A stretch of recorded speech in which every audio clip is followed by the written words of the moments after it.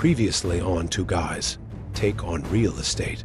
We have 2 foreclosure auctions. We've got a couple projects that we got to go check up on. So I thought, why not bring you guys with me? Postponed. It's crazy. I checked it like 30 minutes ago. Let's get to the next one early, I guess. Honestly, I'm pleasantly surprised. It's rare that you say that for a foreclosure auction, but it doesn't look like it needs much, which is awesome. And now the question is, can the bank let it go for a song so that we make a big deal? But yeah, let's go walk around it and we'll check it out. Oh, hold on one second. Hey, Jeff. How you doing? I saw that I missed your call. How you doing? Good. Thanks. Good. I don't know for this, but I had a quick question.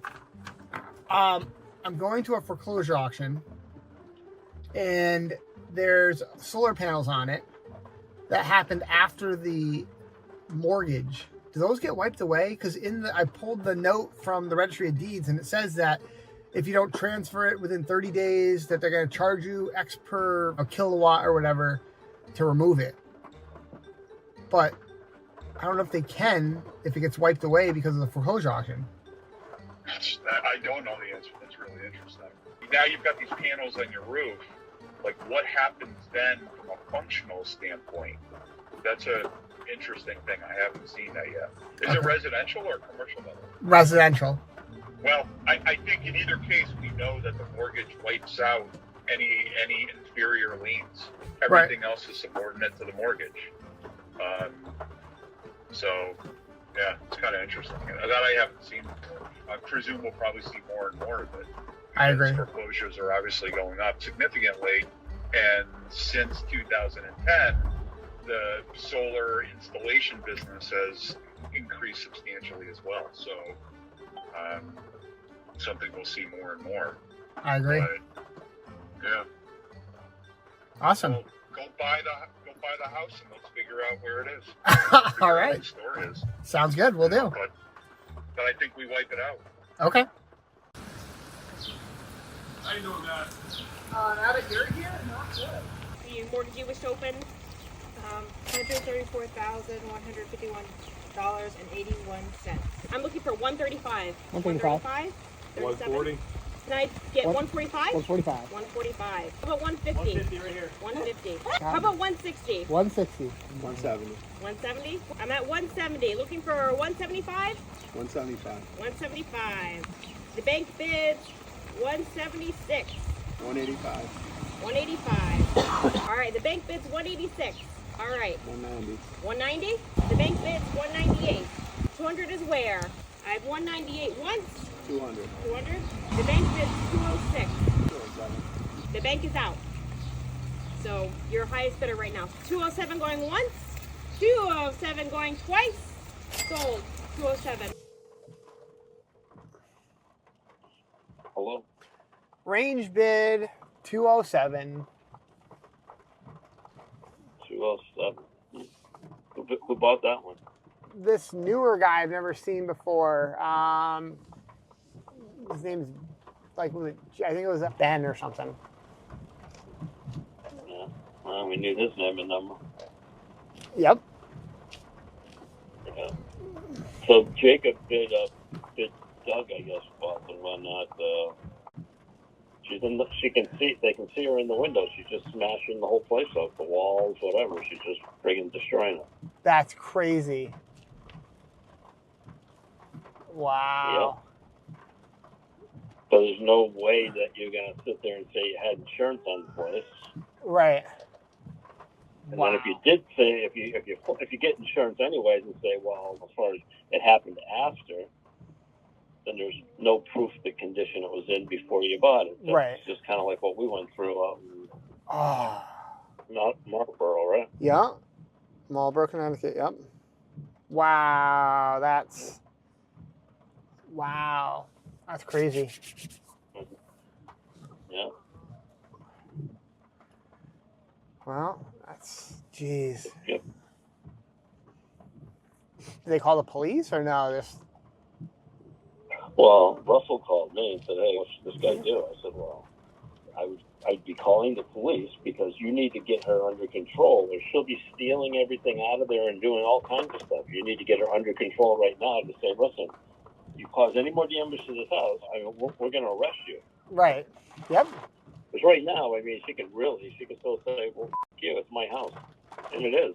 Technically it is because it hasn't Even recorded after the yet. auction, it's like it's her house until the deed gets recorded to the new person. 100%. Wow. That sucks. So that was Doug won that one? Oh yeah, so we had one of our runners over at another property on Bay Street, which is ironically where we're going for another auction that we won, that we're renovating. And it sounds like you couldn't hear that. Basically, it was another guy, there was a few other bidders there, they bid it up. Sounds like a pretty high price, but the thing looked like it was mint. And if you look at the assessor's card, which can generally be some great wealth of information, you can sometimes, not all the time, sometimes you can see how much they spent, and even it might detail the types of improvements that were done for permits. And so we knew it was fully renovated, but and this is what I'm hearing, that they could see the woman from the inside was there with a bat or something, smashing the walls, smashing the property up. Now, I always talk about how you should definitely get insurance. So after you win it, you should get insurance. Ideally, try to get information, try to get pictures of the current condition. But you can't now argue that it was in that bad condition after you got it because, well, clearly it happened at the auction. So unfortunately, you're kind of SOL, and it sounds like they paid top dollar for it.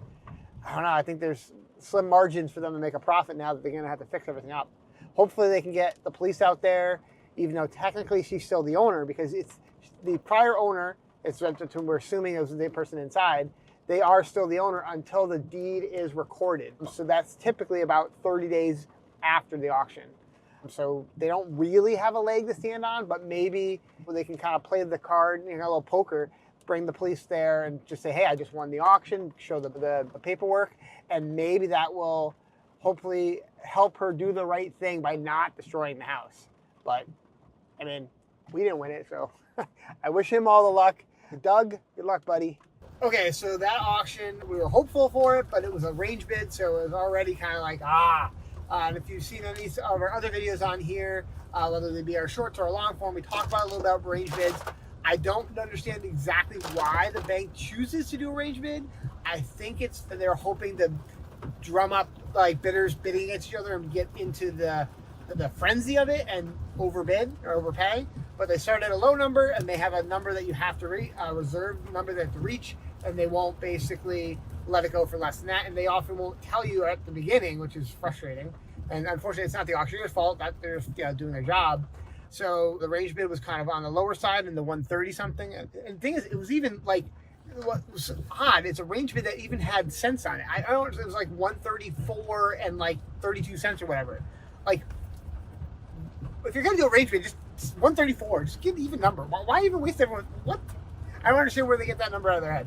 So either way, started out, I bid in. My number max was 160.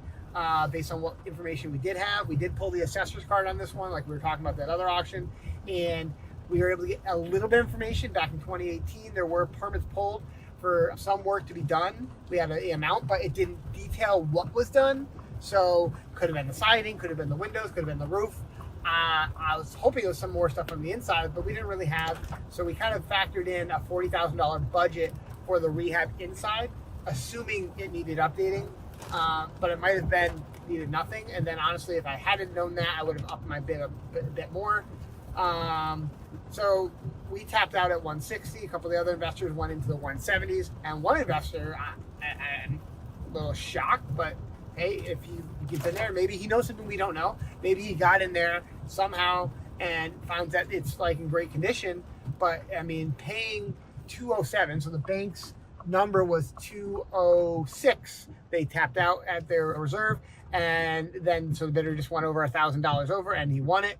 But then with closing costs, some renovation costs, it seems like it is vacant, so that's awesome, good. It looked like it was occupied, but maybe there was a guy that said he used to live there, so I'm assuming it's vacant now. I don't know. I think as long as it's not that bad, as long as no one's in there destroying like the other guy. But wait and see. So unfortunately, that's how a cookie crumbles sometimes. You win some, you lose some, and in this case, we didn't win this one. But we are on our way now to a property that we did win at foreclosure auction, and we are in mid-renovations, and we're pulling up to it right here on Bay Street. Let's go check out this beauty.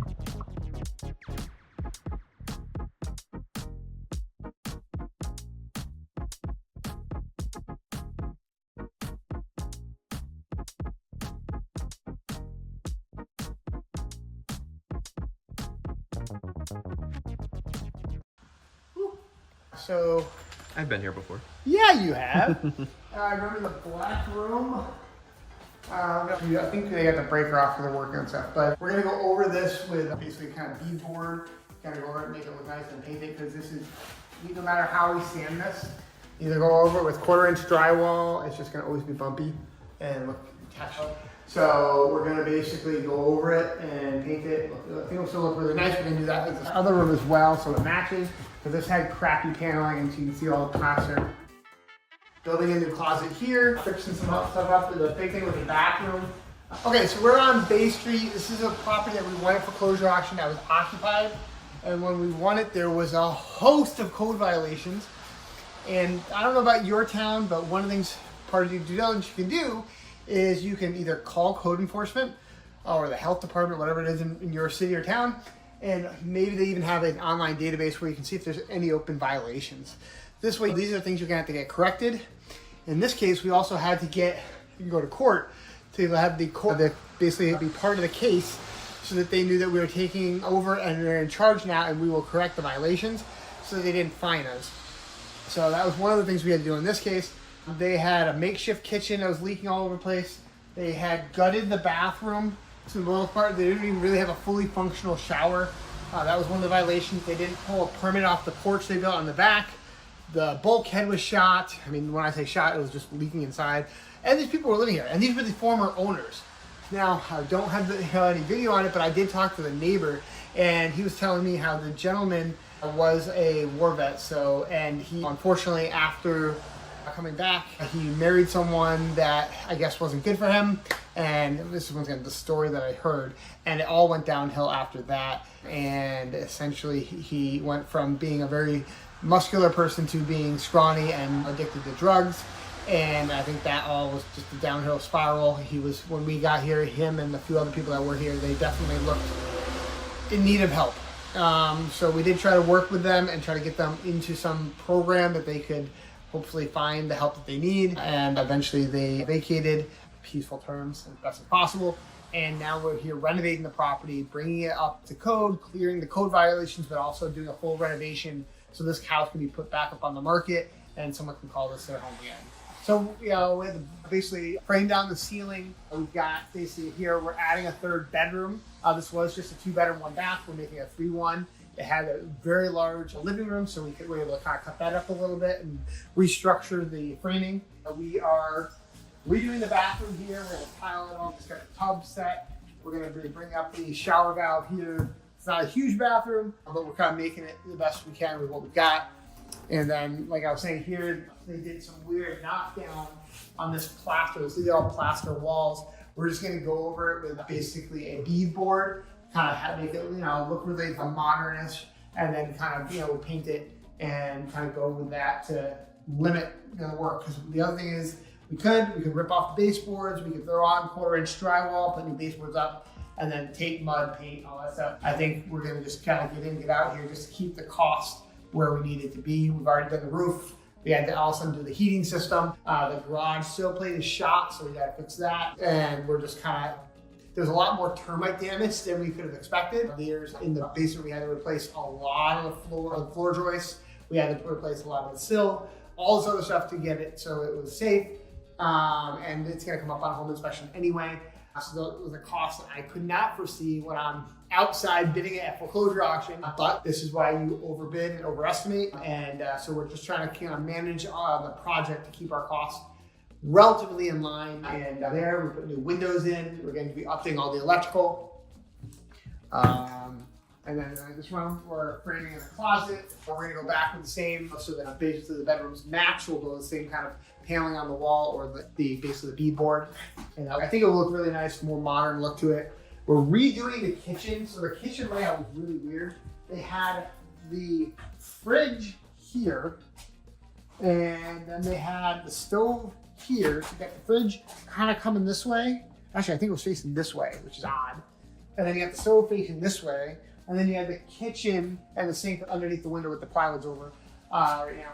So what I'm thinking for a better layout here, I like the triangle. The triangle of the kitchen. This way it's just functional for working. So we'll keep it right here because it is an electric stove and there's all the electrical already done here. We'll keep that here, cabinets above it, range hood here, and we'll do a little thing on the side for a cabinet. We're gonna put the fridge here. Put cabinets above it here. Got a Lazy Susan in the corner right there. Oh, sorry, no, we can't do a Lazy Susan. So Lazy Susan's going over there. We'll have some cabinets here, counter space over here. We'll have a little dead space behind there. We'll do a corner cabinet there, some uppers here. We'll come all the way around here as well. So it's kind of be a big U, not a great place as far as like an eat-in kitchen. I guess you could put a little table there, so you could put a little round one something there that more functional than what they had. I would have liked to take the chimney down, but unfortunately the stuff with the hot water heater and stuff like that is venting into the chimney.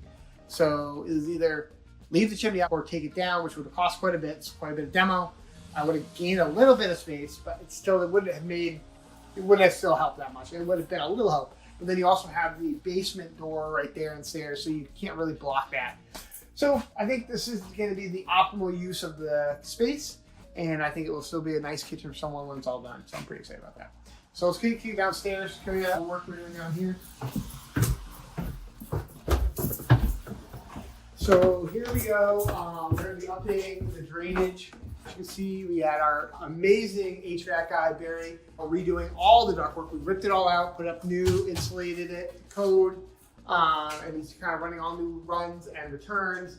And we're putting up a new, so look at this. There was at one point down here, they must have had like a wood stove or something that was then venting into the side chimney here. You see that? In the basement. They might have even had a gravity fed system. I mean, this was way before, this is probably when it was first built, where it would have been a wood fireplace, which we actually had at our house out in Holland. We went at foreclosure auction we're renovating, which Jeff, we got to get over there. Not today. But it's basically a wood fire stove that vents out to the chimney, and then it has ductwork off of it. It's just gravity fed. So you stoke the fire, you put a bunch of firewood in, shut the door, and then the heat rises through the ductwork that it has to heat the house. That's what's out in Holland. I guarantee that's probably something very similar that they had here at one point. But instead, we've gone a little bit modern. We have a nice gas forced air, high efficient system. We're going to add also central air to the system so that home can have heating and cooling. That's always a plus in New England. And yeah, so we're going to have a laundry hook up over there. So we're kind of cleaning up. We drywalled the basement. There was some leakage, but we trenched out some of the outside. We tarred it. Then we dry locked inside. So now we don't have any leakage at all in the basement. I mean, it's pouring out right now, and it's dry, which is awesome. So when we kind of work our way out, we'll paint the floor gray so it looks fresh and clean. And just finish updating a little bit of the electrical, and that's what we got going down here. Go. Okay, so this one, we won it at foreclosure auction about 8 months ago. It took about 6 months to get the occupants out through the housing court process in Massachusetts. Thank you, Massachusetts. We started the project actually renovating about 3 weeks ago, and we're probably about 2.5 weeks out before we can get it on the market. So I'm pretty excited. We're still going to be in that spring summer market, which is good. It's pretty strong. I can't let us post a video with just Matt in it. I had to show up just for you guys. No, seriously, I was just driving by and I saw Matt's truck pulled into this property, and I rolled up on him and I tried to smack on his window to scare the hell out of him, but it didn't work out. I don't know what you guys have been up to today, chasing around Matt, but man, I've had quite the adventure, and it's not even lunchtime yet. So here's a little bit of what I've been up to so far today. So my morning started off with housing court. We had 4 eviction cases for non-payment today. 2 people didn't show up. One actually worked out pretty well, where we're getting an agreement worked out instead of having to do an eviction, which is always my preference. And then one is scheduled for the afternoon. That freed me up to stop by a foreclosure auction, and my God, it was bananas. So you guys, if you watch some of our live streams, you've seen some crazy stuff happen on foreclosure auction lives. Well, I watched this auction. We didn't win the bid, but somebody else did. and the house was occupied. So he went to approach the house afterwards, give them his contact information, etc. And he hears them just smashing stuff inside the house. So the house was literally getting destroyed by the occupant right after the auction concluded. So the cops came out to try to get involved. It was a whole scene. I don't know if some of you guys caught it, but wow, like what a crazy action-packed day I've been having. And I hope you guys have had a lot of fun tagging along with Matt, getting some behind the scenes on some of the stuff that goes into some of his day too. Anyway, I'm gonna let you get back to the action with these guys. Enjoy, and I'll see you in the next video. We're down 2 auctions. We didn't win. One was canceled, and we got a bunch of mail here. And we are back at the office now to kind of run out the rest of the day with paperwork. Hope you guys learned a little bit with us about foreclosure auctions, rehabs, and kind of seeing the day in the life of an investor. Thanks for coming along with me today on my little adventure. If you really want to learn more about it, make sure you guys hit subscribe. And if you want to kind of check out our book, Foreclosure Locked, you'll learn a lot of great stories about foreclosure auctions, similar to the ones today. Some we've won, some we've lost money on. You never know. Check it out. And as always, make sure you hit subscribe because we're coming out with new videos twice a week. Thanks a lot, guys.